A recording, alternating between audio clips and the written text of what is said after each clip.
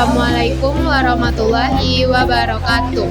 Baik, kami dari kelompok 4 ke MKWU Pancasila yang beranggotakan saya sendiri Nafila Nardia Putri, Saya Zahra Akil Azmiati. saya Naila Herlina, Saya M. Ryan Tanjung.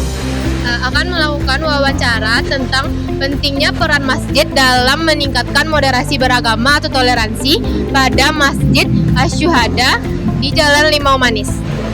Yang pertama, apakah ceramah atau kajian di masjid pernah membahas tentang pentingnya perbedaan?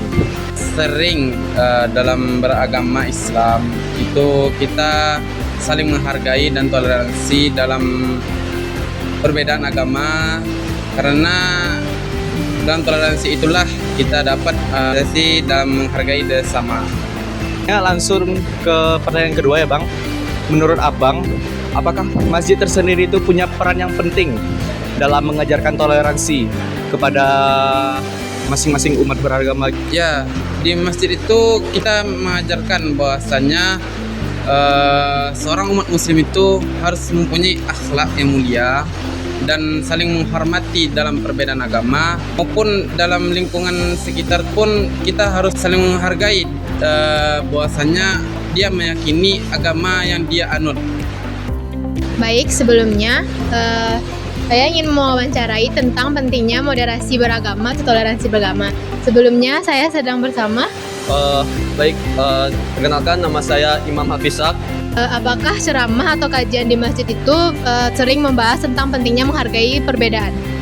Baik, untuk masjid yang ada di Padang sampai saat ini saya belum mendengarnya. Akan tapi di kampung halaman saya sering mendengarnya. Yang dimana isi dari ceramah itu pertama untuk menghargai perbedaan antara umat beragama, yang kedua menjaga kerukunan di lingkungan umat beragama, lalu yang ketiga itu menjaga keharmonisan antara hubungan antara umat beragama.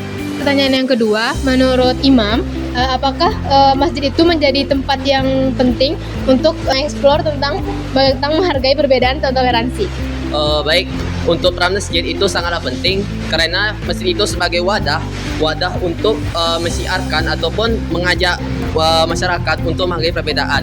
Di mana nanti masyarakat bisa untuk menghargai perbedaan serta mengajak untuk sama lain untuk menghargai perbedaan antar umat beragama. Oke, sekian, terima kasih.